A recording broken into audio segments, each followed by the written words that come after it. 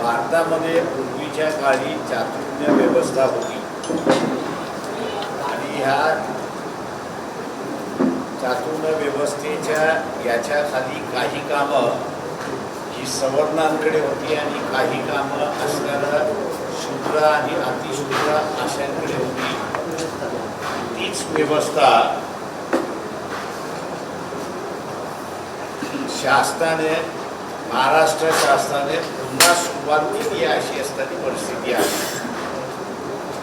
Class 3, class 4 आणि जेवढ्या technicians आहेत या सर्वांना टेम्पररी म्हणून त्या ठिकाणी भरती करण्यात आलेली आहे. 3-4 वर्ष त्यांना ठेवलं जातं आणि पुन्हा डिसमिस केलं जातं अशी असताना परिस्थिती आहे. पण क्लास 2, क्लास 1, सुपर क्लास 1 याच्यामध्ये कुठेही कंत्राटी पद्धत नाही. ते असणारं परमनंट एम्प्लॉई आहे अशी असणारी परिस्थिती आहे. दुसरं महत्त्वाचं की जो परमनंट एम्प्लॉई आहे त्याच्यावरती शासन सध्याच्या ह्याच्यामध्ये 28% खर्च करते. या 28%पैकी 20% हे क्लास 2, क्लास 1, सुपर क्लास 1 यांच्यावरती खर्च केला जातोय अशी परिस्थिती आहे. उरलेला जो आहे तो परमनंट मध्ये असलेला क्लास 1, क्लास 3, क्लास 4 आणि टेम्पररी असणारा कामगार मग तो टेक्निशियन आहे किंवा क्लास 1 मधला, क्लास 3 मधला असेल किंवा क्लास 4 मधला असेल त्याच्यावरती फक्त 8% खर्च केला जातोय अशी असणारी परिस्थिती आहे. शासनाचा हा जो चातुर्य वर्णन ऍडमिनिस्ट्रेशन मध्ये चाललेला आहे त्याला कुठेही कायदेशीर मान्यता नाही. दुसरं सगळ्यात महत्त्वाचं जे आहे शासकीय रिक्रुटमेंट जे आहे हे फक्त 2च एजन्सी त्या ठिकाणी करू शकतात. केंद्रासाठी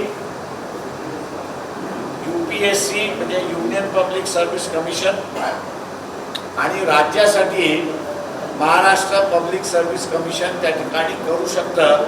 उरलेलं रिक्रुटमेंट कोणीच करू शकत नाही अशी असणारी पण कायदेशीर घटनात्मक बंधन आहे अशी परिस्थिती आहे. पण दुर्दैवाने महाराष्ट्र शासन असेल किंवा केंद्र शासन असेल ही दोनही घटनात्मक बंधनं जी आहेत ती पाळत नाही अशी परिस्थिती आहे. लोकसभेच्या आणि विधानसभेच्या निवडणुका वर्षभराच्या कालावधीमध्ये होतील. हा सर्व टेम्पररी कामगार जो आहे, टेम्पररी कर्मचारी जो आहे, या सर्व टेम्पररी कर्मचाऱ्यांना वंचित बहुजन आघाडीच्या वतीने आम्ही आवाहन करतोय की त्यांनी येत्या लोकसभा आणि विधानसभामध्ये वंचित बहुजन आघाडीच्या पाठीमागे उभे राहिला सत्ता आपण मिळवून दिली तर हे चातुर्य वर्णन जे ऍडमिनिस्ट्रेशन मध्ये आलेलं आहे ते आम्ही मोडीत काढू, चालू देणार नाही आणि जो टेम्पररी आहे त्याला परमनंट आदेश सत्तेमध्ये आलो तर आधी काढल्याशिवाय राहणार नाही. त्या चातुर्य वर्णाच्या विरोधात वंचित बहुजन आघाडी आहे आणि म्हणून हा जो टेम्पररी कर्मचारी आहे त्यांनी ही गोष्ट लक्षात घ्यावी की वंचित बहुजन आघाडी सत्तेमध्ये आली तर त्यांचं परमनन्सी त्या ठिकाणी होते आणि क्रांती तलवार जी आहे ही कायमची आम्ही मिटवतो हे त्यांना आश्वासन आम्ही देतोय. आणि म्हणून लोकसभा आणि विधानसभेमध्ये हा टेम्पररी कर्मचारी आमच्याबरोबर उभा राहील अशी असणारी परिस्थिती आहे. ज्या काही 9 कंपन्यांना कॉन्ट्रॅक्ट देण्यात आलेला आहे त्याच्यातला एक नमुना म्हणून मी आपल्याला असताना मांडतो. ग्रामसेवकाच्या पोस्ट आता ॲडव्हर्टाइजमेंट झाल्या, भरण्याच्या पोस्ट आहेत 4664, पोस्ट भरायच्या आहेत 6664. अर्ज एकंदरीत आलेची संख्या आपण असताना बघितली तर ती 11,50,000 अर्ज आलेत अशी परिस्थिती आहे. DCIने हे आकडे चुकीचे असतील तर त्यांनी ते सांगावेत. आरक्षण आणि बिगर आरक्षण अशा प्रत्येक उमेदवाराकडून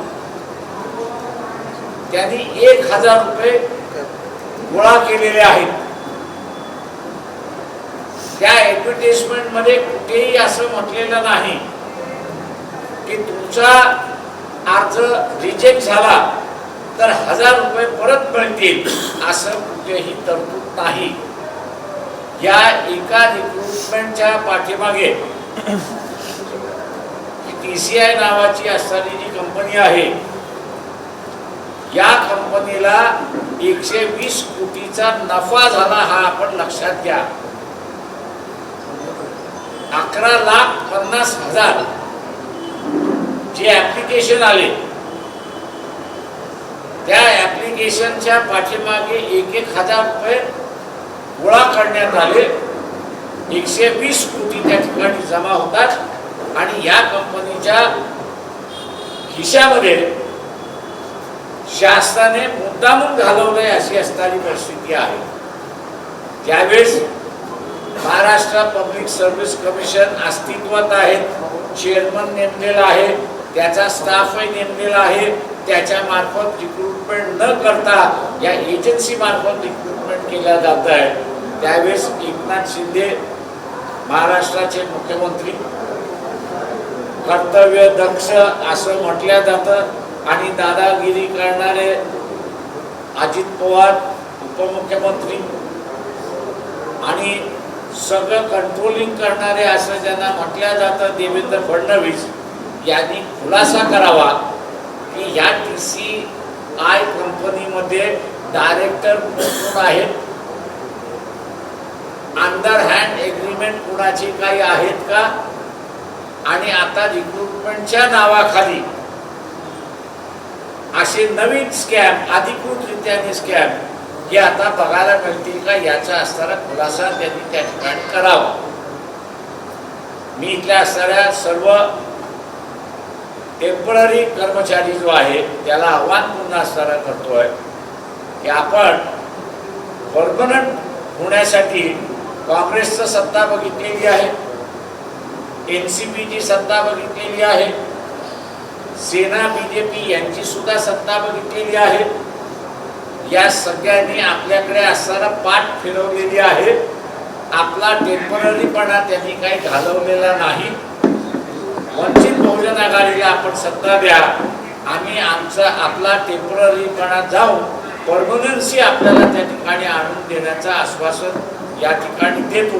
पण हे केव्हा करता येईल आम्हाला, सत्ता ज्यावेळेस आमच्या हातात असेल त्यावेळेस, तेव्हा सत्ता मिळवण्यासाठी आपण सगळेजण प्रयत्न करा हे आव्हान मी या ठिकाणी टेम्पररी कर्मचाऱ्यांना करून या ठिकाणी थांबतो. आपण आता विचार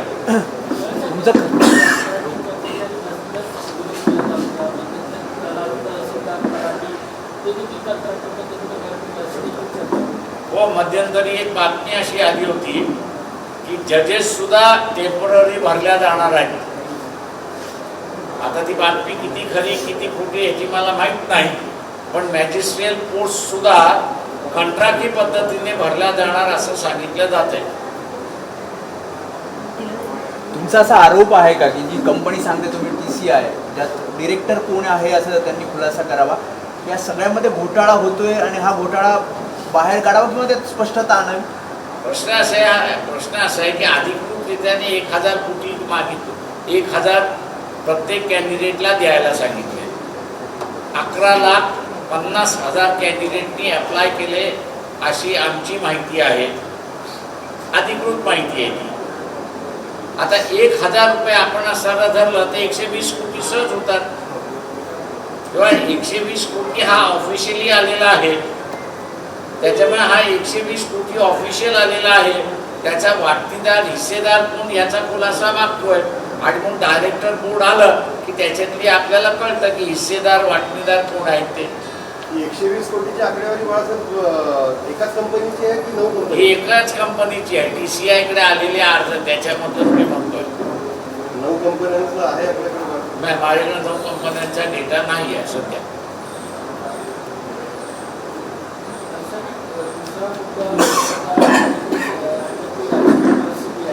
मी आज असताना हा एक आमचा मुद्दा महत्त्वाचा आहे. इथे एकंदरीत असताना कॉन्ट्रॅक्टवरती असणारे आमच्या माहितीप्रमाणे 8 लाख कर्मचारी रफली आहेत. त्यांचा हा जीवना मरणाचा असणारा प्रश्न आहे. त्याच्यामुळे असणारा ही प्रेस कॉन्फरन्स मी याच मुद्द्यापुरती मर्यादित आहे. राजकीय परिस्थिती जी आहे ती दर दिवशी बदलत असते. आपण उद्या त्याच्यावरती बोलू. राजकीय एकच प्रश्न, असं म्हटलं जातं की इंडिया आघाडीमध्ये सहभागी होण्यासाठीच्या हालचाली सुरू आहेत, म्हणजे तुम्ही सहभागी व्हावं. ते मी आज जसं म्हणालो की आमच्या असताना आजची प्रेस कॉन्फरन्स जी आहे ही या टेम्पररी कर्मचाऱ्यांना आश्वासन देणं आणि परमनन्सीचा मार्ग हा त्यांचा मोकळा करणं एवढ्याच पुरती मर्यादित आहे.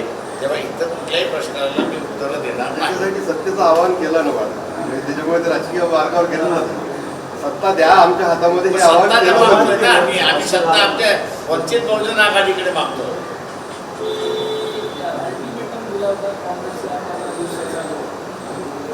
मी पण आज म्हणालो की हाच इश्यू उद्या आपण उद्या मी पॉलिटिकली बोलतो.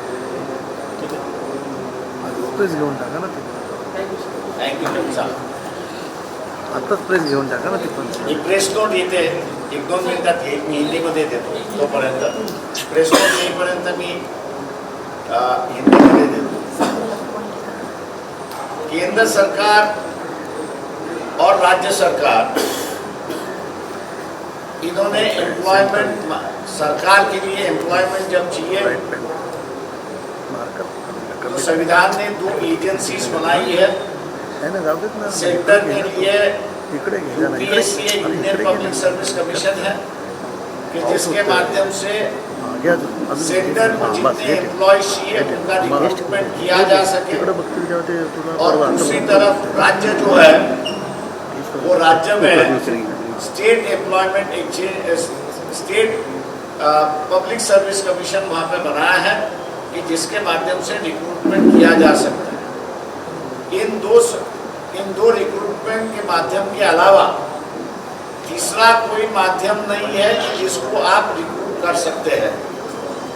टेम्पररी एम्प्लॉयमेंट जो है उसका भी बजटरी प्रावधान हो तो ही आप उसको कर सकते हैं, वरना आप कर नहीं सकते. ऐसी एक परिस्थिति है. लेकिन केंद्र के राज्य हो या केंद्र की सरकार हो या राज्यों की सरकार हो, अब उन्होंने जो है जो पुराना भारतीय व्यवस्था का एक हिस्सा था, चातुर्य वर्णन जो एक हिस्सा था, वो दोबारा एडमिनिस्ट्रेशन में इंट्रोड्यूस किया है. पहले भी जो सवर्ण थे वो सुरक्षित थे, शूद्र और अतिशूद्र जो है वो असुरक्षित थे. ऐसी परिस्थिति थी. आज भी एडमिनिस्ट्रेशन के माध्यम से क्लास 2, क्लास 1 और सुपर क्लास 1 इनको परमानेंसी दी गई है. और जो क्लेरिकल पोस्ट है, क्लास 3 के पोस्ट है, टेक्निकल पोस्ट है, क्लास 4 के पोस्ट जो है उनमें असुरक्षितता पैदा की गई है और उन सभी को टेम्पररी किया गया है. हर बार 3 साल के लिए, 2 साल के लिए, 1 साल के लिए, 6 महीने के लिए अपॉइंटमेंट मिलती है।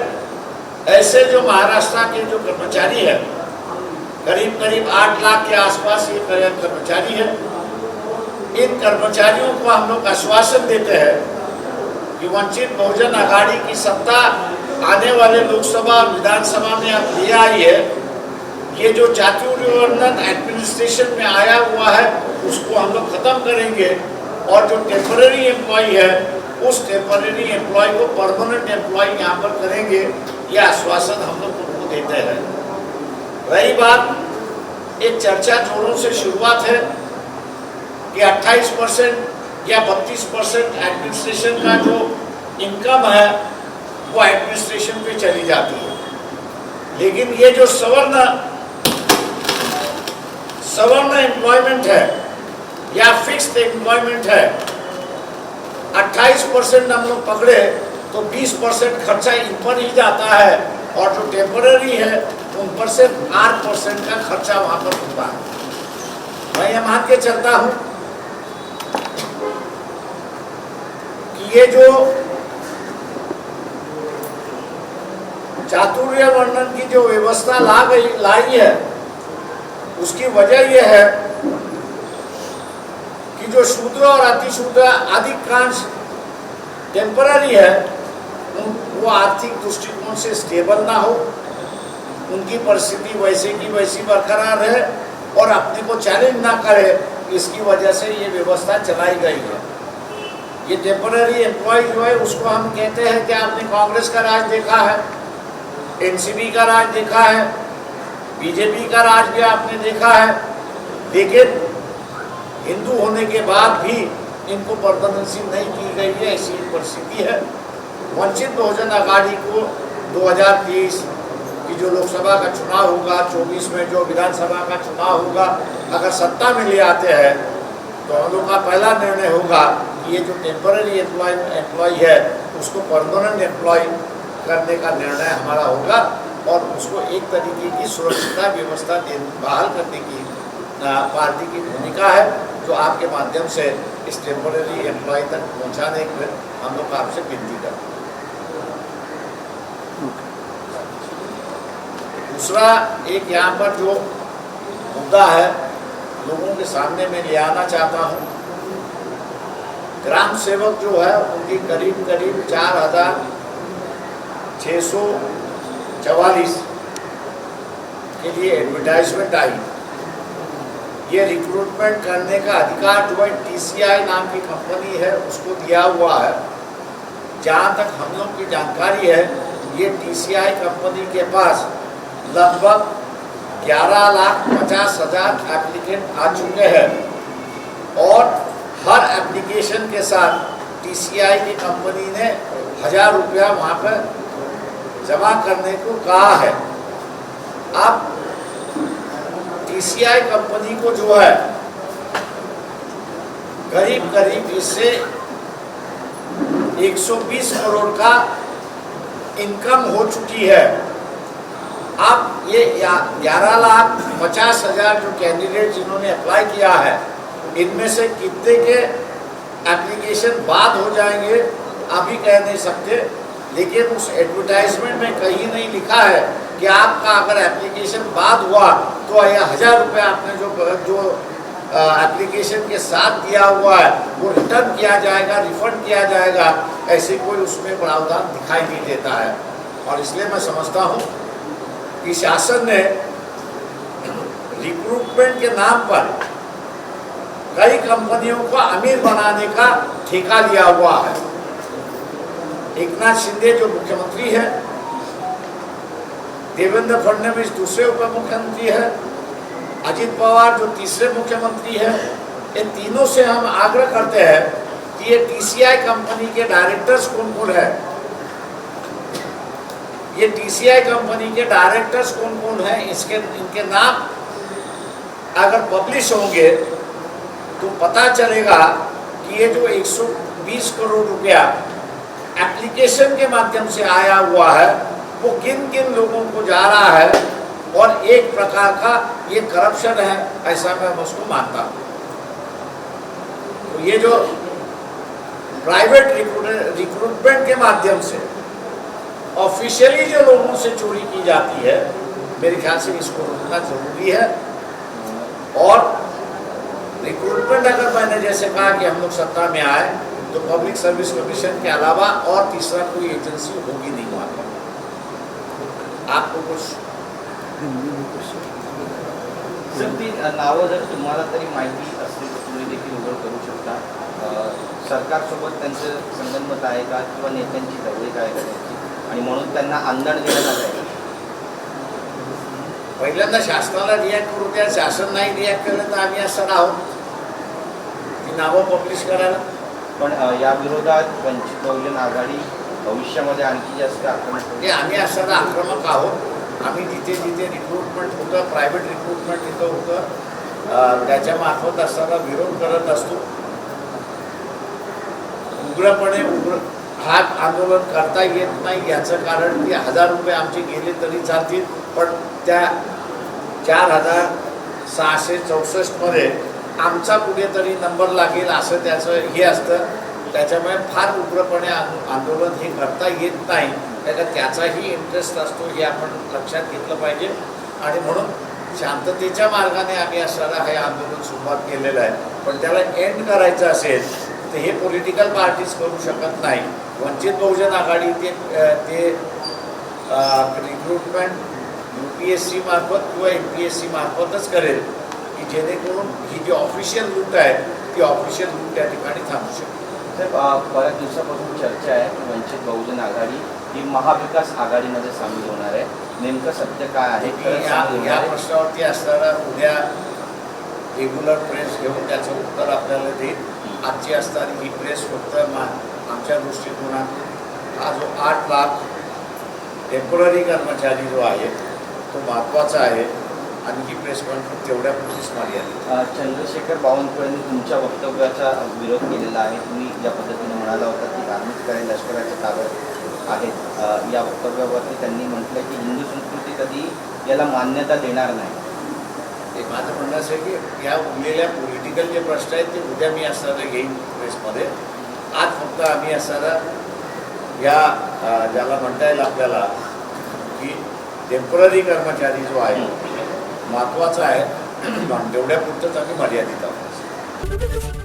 ABP माझा, उघडा डोळे बघा नीट.